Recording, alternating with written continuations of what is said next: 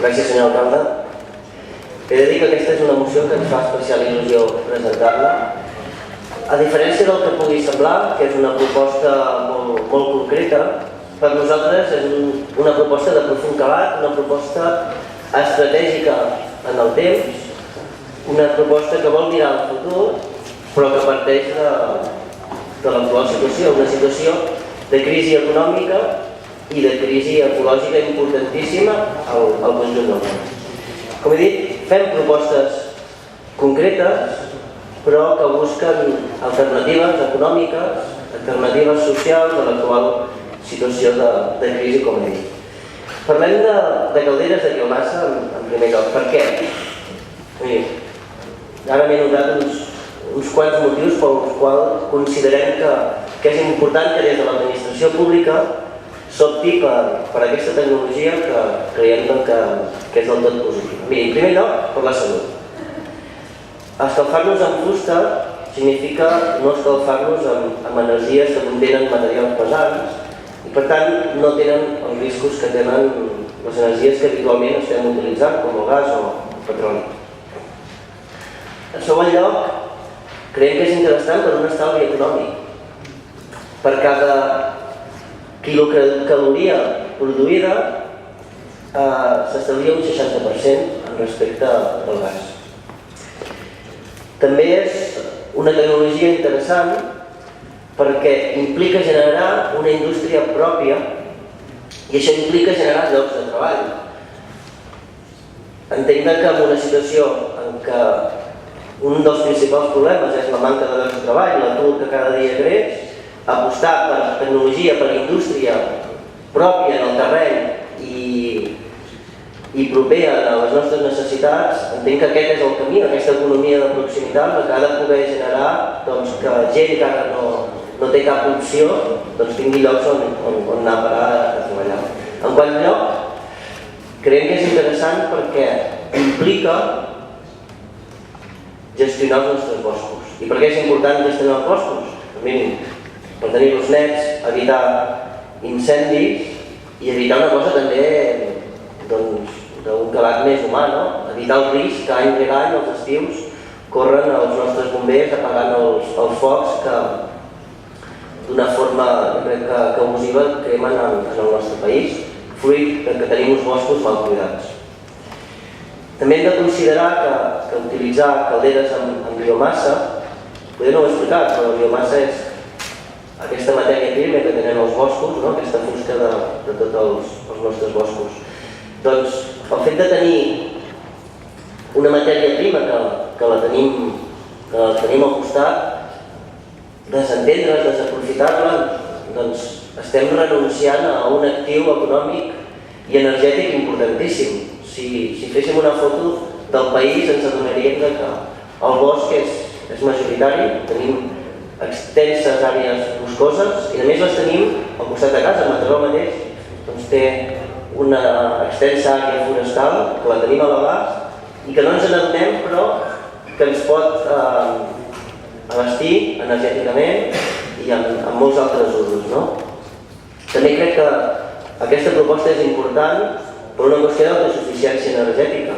Nosaltres no considerem, de fet està estudiat, amb la fusta no n'hi hauria prou per escalfar el conjunt de les llars del país, però sí que es podria arribar entre un 30 i un 40% de les necessitats. No destinar a un sol proveïdor l'energia del país crec que és intel·ligent i crec que també és preventiu, perquè aquestes energies, les matèries primeres, ens provenen de països conflictius on malauradament per interessos econòmics i polítics internacionals estratègics, desgraciadament al primer món hem generat moltes guerres i moltes injustícies en aquests països precisament per apoderar-nos dels seus recursos. Després també és una alternativa més ecològica, menys contaminant. Si ens fixem en com funcionen aquestes calderes, quan estem cremant la fusta, evidentment estem generant diòxid de carboni, però hem de contemplar que es recupera amb la generació i el manteniment dels nostres boscos, que són els que absorbeixen aquest diòxid de carboni. Per tant, passo ja a llegir la proposta, Però, com he dit, per nosaltres no és només una proposta concreta, sinó un canvi de mentalitat, una proposta transversal que va molt més enllà, que sortiran segur moltes més propostes concretes, però que les institucions públiques haurien de començar a creure en aquestes alternatives que creiem que són ecològiques, socials i de treball. Passo a llegir la proposta. Per afrontar els actuals reptes mediambientals cal un canvi de mentalitat dels sistemes de producció, construcció, transport, oci i consum. La societat present, fonamentada sobre un sistema econòmic que exigeix un consum immediat i voraç, condemna el nostre planeta Terra a la pèrdua i degradació de les seves matèries primes i ecosistemes. La bioconstrucció és un sistema constructiu que respecta el medi ambient aprofitant els recursos naturals amb responsabilitat ecològica, adaptant les solucions de l'arquitectura tradicional a les noves necessitats. Els dissenys han d'ésser bioclimàtics, amb aprofitament de les energies renovables, orientacions favorables cap al sol i proteccions i aïllaments adients a cadascuna de les situacions. Els materials han d'ésser naturals, preferentment autòctons, no tòxics per la salut, duradors i reciclables.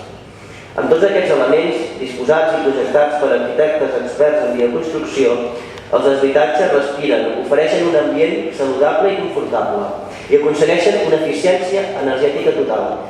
La bioconstrucció pot ajudar a integrar el sector primari, la indústria i els serveis, esdevenint una alternativa intel·ligent per afrontar els reptes del segle XXI. La ciutat de Mataró no podem estar a la cua a l'hora de plantejar alternatives constructives i econòmiques. És del tot necessari que des de l'administració pública es fomenti la bioconstrucció. Hem de canviar des de la consciència, l'educació i el disseny dels nostres territoris, ciutats i edificis. A Mataró tenim molts exemples recents en els quals no s'opta per un disseny o utilització de materials i sistemes de la bioconstrucció. Les inversions subvencionades pels recursos FEOs han estat una ocasió perduda per executar instal·lacions pensades des de l'estalvi energètic i l'aprofitament dels recursos energètics més propers. El dia 7 de febrer d'aquest mateix any, la Junta de Govern va aprovar, inicialment, el projecte de substitució de calderes de condensació en 7 equipaments municipals amb un pressupost de 109.000 euros i totes elles funcionen únicament amb energia no renovable i procedent d'un país estranger. Catalunya disposa d'una matèria primera molt important per a l'economia productiva, la fusta dels nostres boscos. Amb la fusta podem fer paper, construir objectes, taulons, mobles, instruments, etc. i escalfar-nos o cuinar. El nostre país, en efecte, és ric en boscos i en moments de crisi com l'actual és molt important i per a moltes persones vitals que gestionem els recursos propis i entreguem el màxim rendiment. I al contrari, conformar-nos a ser dependents al 100% dels recursos aliens procedents d'altres països no deixa de ser un error i una irresponsabilitat que, a causa de les distàncies que aquests recursos han de recórrer, genera una gran despesa energètica i contaminació i encareix el producte. Escalfar-nos amb energies com el gas que procedeix d'altres continents és un risc i una despesa energètica que podríem estalviar-nos, al mateix temps que impedeix generar una indústria pròpia.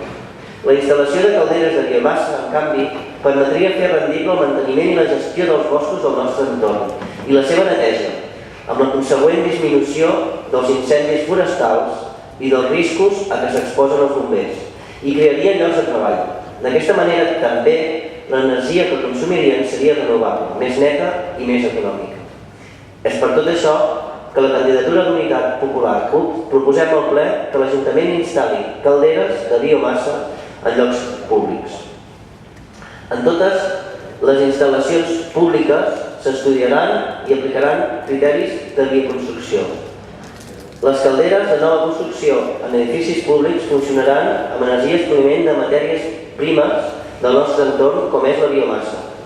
L'Ajuntament farà difusió i facilitarà l'utilització d'energies renovables aplicades a la llar. S'estudiarà la possibilitat que la Universitat Tecnocampus iniciï estudis relacionats amb la bioconstrucció. No obstant això, el ple decidirà.